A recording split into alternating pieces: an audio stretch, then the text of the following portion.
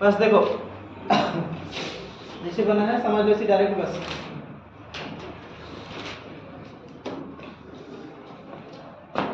पाचन तंत्र है।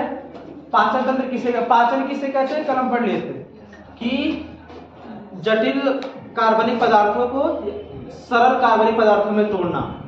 ठीक है, जटिल कार्बनिक पदार्थों को सरल कार्बनिक पदार्थों में तोड़ने की क्रिया क्या कहते हैं? पाचन कहते हैं। और जिस तंत्र के द्वारा इसे तोड़ा जाता है उसे हम पाचन तंत्र कहते हैं। तो हमारे शरीर में भोजन को पचने की क्रिया कई प्रकार से होती है, केवल अकेले आमाशय नहीं पचाता है।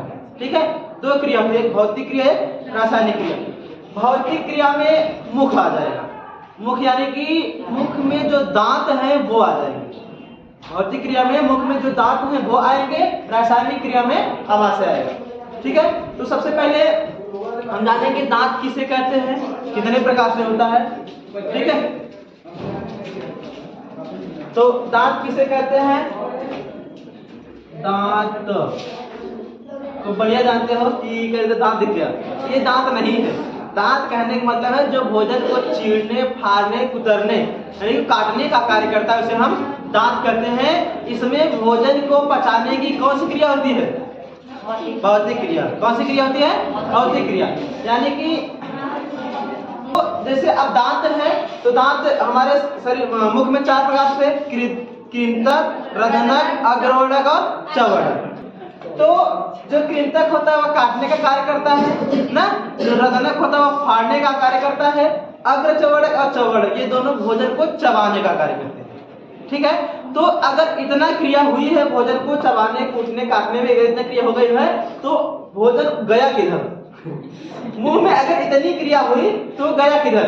तो एक मुंह है तो इसको इतनी क्रिया करने के लिए हम किसमें करते हैं? मुख में।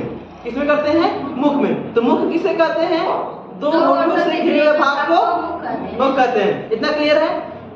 अच्छा एक चीज और, मुख गुहा किसे कहते हैं? जहाँ से मुख बनता है उसे मुख। सीधा सीधा जहां पर मुख का खाली जगह होता है, साफ शब्द में जैसे न समझ आए, जहां पर मुख का खाली स्थान होता है उसे हम मुख गुहा कहते हैं। जैसे आप सुने हो वक्ष गुहा और उदर गुहा। उदर गुहा जानते हो कैसे कहते हैं?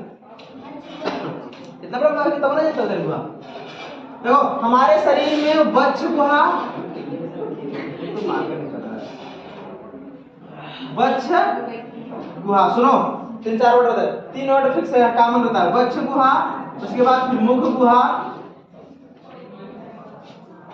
एक उदर गुहा। का उदर गुहा चर्चा करते हैं। तो मुख किसे कहते हैं? मुख में कोई परेशानी नहीं है ना, ध्यान से समझना। वक्ष गुहा, मुख गुहा और उदर गुहा, ये जो तीन वर्ड हैं बहुत खतरनाक है। ये समझ। वक्ष गुहा किसे कहते हैं? वक्ष गुहा, मुख गुहा, उदर गुहा। तो सबसे पहले मुख से जाते हैं क्योंकि मुख पहले है।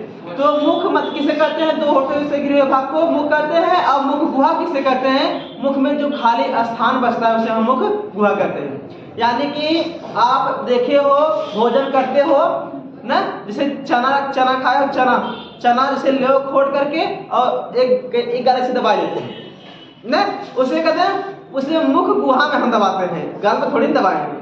नहीं, कहते हैं कि एक गाल चना खाए, एक गाल लाए, वो मुख गुहा होता है। वो और वैसे और सुपारी पारी पान और खा रहे तो जो सुपारी पान खाते हैं ना सब लोग मुख गुहा में लिए रहते हैं, आमाशय नहीं जाता है, आहार खाली नहीं, मुख गुहा में। मुखवा में खाली स्थान रहता है। गोलगप्पा लेते हो पहले मुख गुहा में रहते हैं, मुख गुहा में से मुख गुहा में जाएगा तो फिर चापेंगे टूट जाएगा, फिर उसके बाद सब फिर खाएंगे, मतलब खाएंगे से चबाएंगे उसे टूट जाएगा तब फिर से अंदर डालेंगे। एकदम सही बात है नहीं? तो मुख गुहा समझ में आया? मुख गुहा में कोई परेशानी नहीं। मुख के खाली स्थान को मुख गुहा और मुख जो है उसे दो होठों से घिरे भाग को मुख कहते हैं। अब आते हैं वक्ष गुहा। वक्ष मतलब था फेफड़ा। तो फेफड़े में खाली स्थान है? फेफड़े में खाली स्थान है कि नहीं है? सही बता। वक्ष गुहा तो यानी कि वक्ष मतलब फेफड़ा, फेफड़े में खाली स्थान है ना, तो जो खाली स्थान उसे हम गुहा और किसमें है? फेफड़े में। फेफड़े को हम वक्ष कहते हैं। तो वक्ष गुहा खाली स्थान फेफड़े में है, दिल में काहे बसाते हैं ये नहीं समझ पाते हैं। तो जिसे बसाओ फेफड़े बसाओ CO2 के साथ निकल जाए। इसीलिए और एक चीज, हाँ अब वहां तक ना समझे तो चले जाओ अमाशय पेट में। तो सारा भोजन पेट में एकत्रित होता है, सारा भोजन पेट में एकत्रित होता है। पेट में कुछ खाली स्थान है, पेट में नहीं बसा सकते हो, पेट में भोजन को रख सकते हो नहीं रख सकते हो, रख सकते हैं ना। तो पेट को हम उदर कहते हैं। आवाज अगर ऐसा देखो तो वक्ष गुहा किसे, वक्ष गुहा जान गए, मुख गुहा जान गए। अब उदर गुहा, उदर का मतलब पेट ना, ये हमारा पूरा पार्ट जो है पेट में आता है। लेकिन पेट में कई कंपनी लगी हैं, अमाशय, छोटी आंत, बड़ी आंत। तो हम भोजन करते हैं पेट में ना, तो पेट में जो भोजन एकत्रित होता है उसे हम कहते हैं उदर, खाली स्थान उसे गुहा। पेट को उदर कहते हैं, खाली स्थान को गुहा। तो उदर गुहा पेट को, वक्ष गुहा फेफड़े को, मुख गुहा मुख के खाली स्थान को। इतना क्लियर हो गया?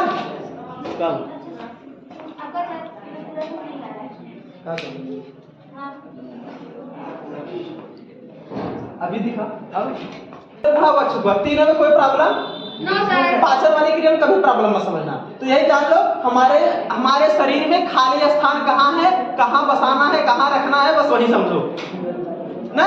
भोजन खा रहे हो तो जो थोड़ा बहुत 1 कवर 2 कवर है उसे मुख गुहा में रख सकते हो, नहीं रखो तो सीधा ले जाओ अमाशय में, अमाशय में पेट रखेगा, ठीक है। और किसी को बसाना फेफड़े तक लगाओ, उसे फिर CO2 के साथ निकालते रहो, बाहर करते रहो, ढेर ऑक्सीजन देंगे। आगे चलते हैं। खाने का मतलब, बनाने का मतलब इसमें यही था कि हमारा भोजन कहाँ से कहाँ तक पहुंचा। तो सबसे पहले मुख गुहा, मुख में, फिर मुख से मुख गुहा। भोजन को बताने का तरीका, सबसे पहले मुख, मुख से मुख गुहा, मुख गुहा से ग्रसनी, ग्रसनी से ग्रासनी, ग्रासनी से अमाशय, अमाशय से छोटी आंत, छोटी आंत से बड़ी आंत, फिर मलाशय, फिर गुदा। उल्टा, गुदा से फिर मलाशय, मलाशय से छोटी आंत, फिर बड़ी आंत, फिर अमाशय, फिर ग्रसनी का।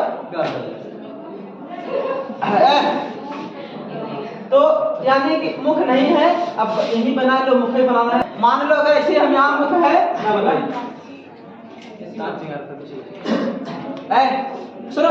तो हमारा भोजन सबसे पहले मुख में, कहाँ मुख, हमारा भोजन सबसे पहले कहाँ प्रवेश करता है, मुख से। मुख से फिर मुख गुहा, मुख गुहा से ग्रसनी से ग्रासनी, अमाशय, छोटी आंत, बड़ी आंत, बड़ी आंत से मलाशय, फिर गुदा, ठीक है। इतना तो इतने जगह मतलब उसके बाद फिर भोजन पचने के बाद एकत्रित कहाँ होता है, बड़ी आंत, छोटी आंत को छोड़ देकर उदर गुहा। उदर गुहा मतलब पेट, ठीक है। इतना समझ में आया? इतना क्लियर है? तो आहार नाल इतना है। तो मुख किसे कहते हैं, कंफर्म हो गया। मुख गुहा किसे कहते हैं, कंफर्म हो गया। अब अगली हेडिंग हम चलेंगे, आहार नाल भी हो गया, ठीक है। अगली हेडिंग आप लोग बनाओ